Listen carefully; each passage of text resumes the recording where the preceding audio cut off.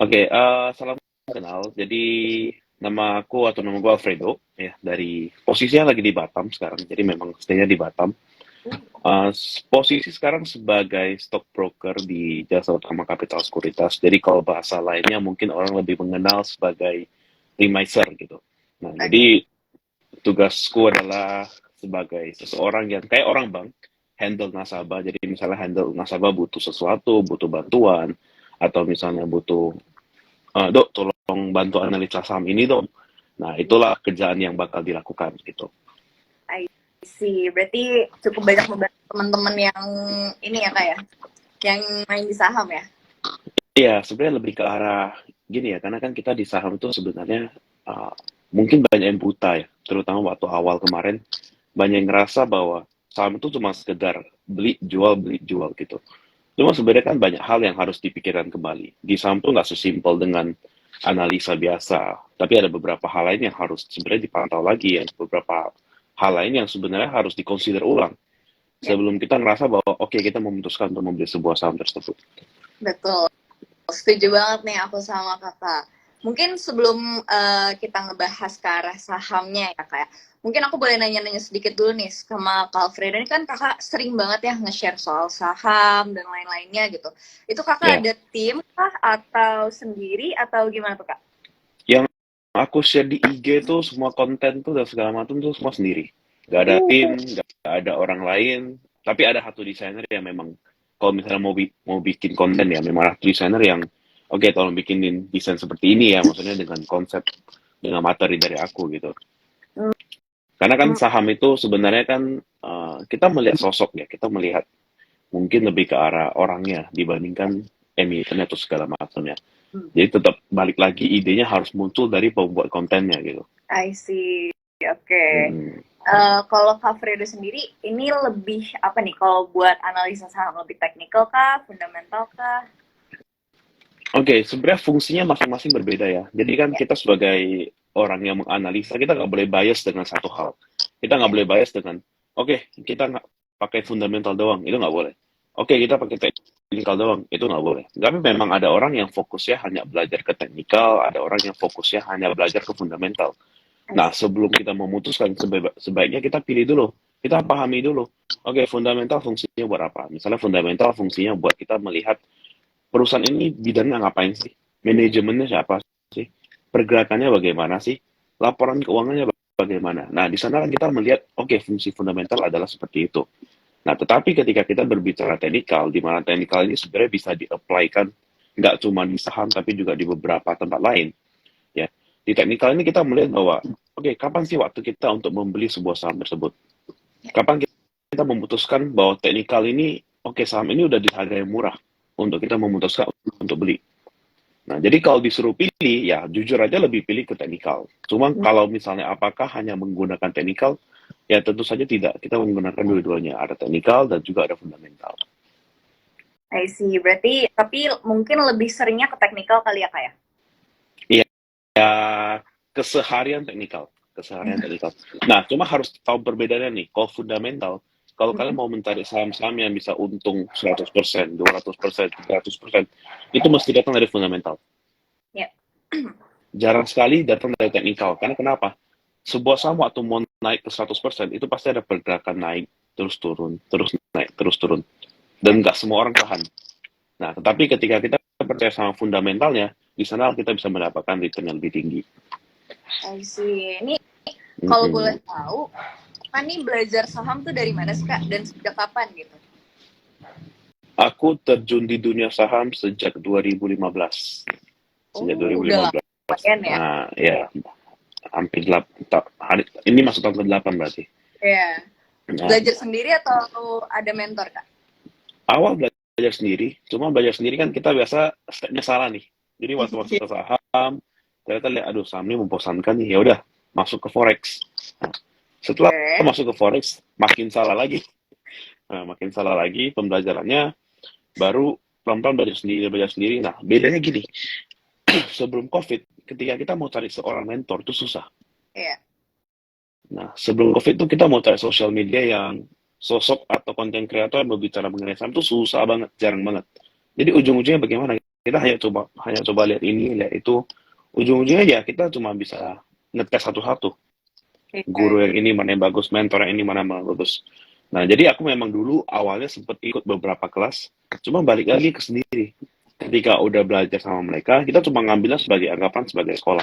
Nah, jadi cari mentor yang benar-benar cuma ngajarnya sebagai kayak guru sekolah, bukan ngejual kayak anggapannya ini pasti cuan, ya nggak bisa. Nah, jadi kita cari yang ngajarin begitu, sisanya kita yang praktekkan ulang. Nah, dari hasil sekolah, kayak sama deh, kita pergi ke sekolah, SMP, SD, SMA, kuliah. Nah, kita kan cuma mengambil ilmu. Tapi apakah menjamin bahwa kalian bakal langsung sukses? Kan enggak juga. Ujung-ujungnya balik ke kita sendiri, waktu kita kerja bagaimana, kerajinan kita bekerja bagaimana, apakah kita bertemu dengan environment yang bagus, apakah kita belajar lebih dalam lagi mengenai pekerjaan kita. Nah, di sana lebih penting dibandingkan waktu masa-masa kita pembelajarannya gitu. Betul, aku setuju banget sih. Jadi kalau misalkan emang kita dapat ilmu gitu ya dari seseorang, baik dari mentor atau dari platform manapun lah ya gitu, itu harus kita pelajari lagi gitu ya. Iya, lebih baik dipraktekkan sendiri. Ya. Benar-benar. Kayak ini kalau Kak Fredo sendiri, kalau di saham itu kakak lebih fokusnya kemana nih Kak? Lebih ke value-nya kah, ke growth-nya, atau apa nih?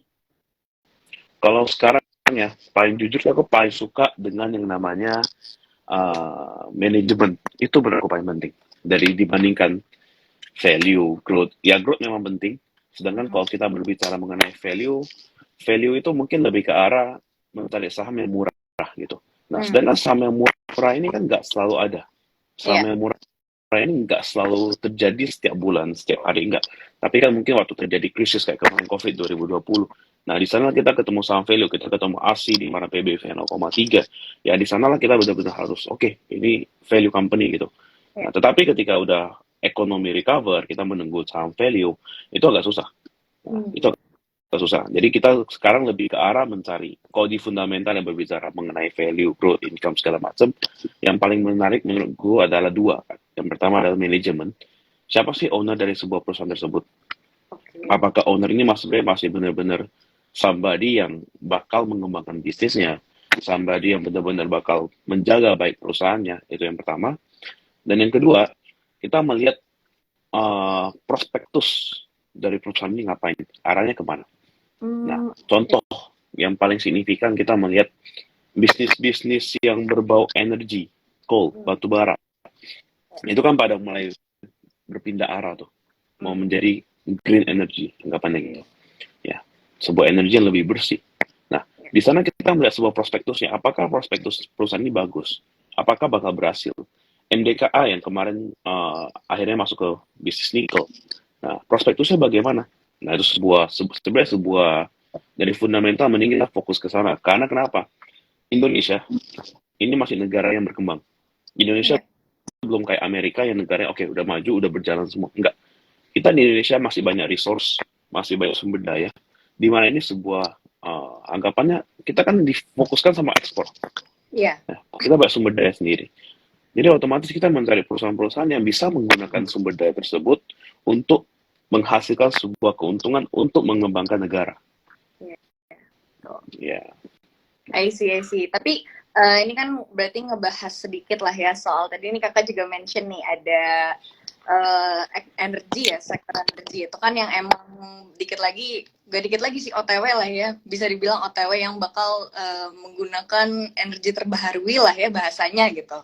Nah menurut kakak gimana nih kak sektor ini nih, kan dikit lagi juga banyak sekarang udah banyak tuh yang kayak kendaraan listrik, terus kayak mereka tuh mulai mengarah ke sana juga nggak sih? Rata-rata iya. Kedepannya terutama tahun 2024 harusnya semua sektor bakal berubah menjadi ke arah sektor yang lebih ke arah digital, ke arah listrik, ke arah yang berbeda dengan tahun-tahun sebelumnya. Terus, sorry tadi beberapa pertanyaan ada yang kepotong, ada yang tiba-tiba ngepost videonya. Oh, ini jadi maksudku kayak kan kalau misalkan kita ngelihat tadi yang kakak mention tuh sektor energi itu bakal berubah lah ya arahnya gitu kan tadi kakak mention. Nah kalau menurut kakak gimana nih untuk saat ini di awal tahun ini, apakah prospektusnya akan oke atau gimana tuh? Oke, untuk tahun ini kemungkinan di sektor energi itu masih bakal memberikan sesuatu ya. Kalau kita bandingin dengan harga sekarang ya. Karena kan harga sekarang itu sebenarnya menurutku lumayan harga yang bagus buat saham-saham energi. Seperti Adaro, Indica, dan segala macamnya. Kenapa bagus? Karena memang harga sekarang itu kan udah koreksi lumayan dalam nih. Terutama dari awal Januari sampai sekarang koreksinya lumayan dalam. Nah, sedangkan harga batu bara kita tuh masih bertahan di level 300-an lebih. Nah, dengan paling simpelnya kita kalau membandingkan dengan konsep dari laporan keuangan, ya paling simpelnya gini. Beberapa tahun lalu harga Adoro memang nggak segini, tapi harga batu bara berbeda jauh. Iya. Nah, paling simpelnya begitu. Jadi ya kita melihat saham-saham energi sebenarnya masih ada kesempatan untuk mencari posisi dengan buy on weakness gitu. Nah, karena kan kita lihat juga memang coal ini lagi banyak masalah sih. Batu bara ini lagi banyak masalah, terutama kayak minggu lalu kalau nggak salah, yang berita Australia udah boleh dipakai coal ya. Nah, otomatis kan itu bakal berdampak gede sama Indonesia. Iya. Nah, so di sana kita melihat bahwa ya oke, even though terjadi seperti itu pasti bakal ada koreksi. Nah, tetapi ketika harga coal masih bertahan, sedangkan coal itu menurutku masih suatu energi yang masih bakal digunakan ya sampai at least terakhir tuh tahun ini, at least. Nah, kalau udah selesai, baru kita mulai switch ke portofolio, kita switch ke emiten-emiten yang cenderung memiliki prospektus yang lebih bagus lagi ke depannya. Oke, I see. Berarti bisa dibilang hold dulu sebentar lah ya, nggak apa-apa ya? Kalau posisi sekarang, jujur sih menurutku lumayan menarik untuk kita buy on weakness ya, dibandingkan kita buru-buru untuk sell ya. Kalau untuk sekarang. Tapi di harga sekarang loh, aku nggak bilang ntar di 4.000 malah dibayar, ngeri. Justru kalau sekarang di 3.100 ya lumayan menarik sebenarnya gitu. Oke, I see. Ini sebelum ke membahas sektor-sektor nih ya Kak, mungkin kita boleh bahas sedikit emiten dulu nih, menurut Kakak yang di awal tahun ini kayaknya oke nih buat dilirik apa aja tuh Kak kalau boleh tahu. Wah, kalau jujur ya, Januari ini mungkin masih akan koreksi sampai at least minggu ini. Setidaknya, paling cepat tuh minggu ini. Kalau sesuai prediksi tanggal gue ya. Masih awal tahun. Itu paling, iya masih awal tahun. Jadi dari Desember, dari Desember kan kita nggak ada window dressing ya. Secara sejarah kita gagal, kita nggak ada window dressing. Dan paling cepet pun, karena kan kita juga ingat kita ada libur Imlek tanggal 24, 23 ya. Nah, biasanya market kita tuh koreksi menjelang liburan. Biasanya betul. Kalau kita lihat lebaran kemarin nggak koreksi, tapi habis lebaran dibanting habis tuh. Tahun lalu kan. Nah, kalau menurutku tahun ini akan terjadi, kan masih koreksi nih, masih masa koreksi. Mungkin bakal recover sekitar minggu depan. Tapi itu pun di pertengahan minggu depan. Jadi waktu menjelang liburan ada sedikit recovery. Jadi Januari effect masih possible ya Kak? Possible-nya pun jangan expect banyak deh. Kalau maksimal menurutku kemungkinan market kita bisa naik paling maksimal di level 6.800. Itu udah tinggi banget. Itu udah optimis. Nah, cuma overall kalau kita lihat Januari mungkin masih akan menjadi bulan yang susah. Nah, kemungkinan bakal mulai bagus ya sekitar bulan Februari sama Maret.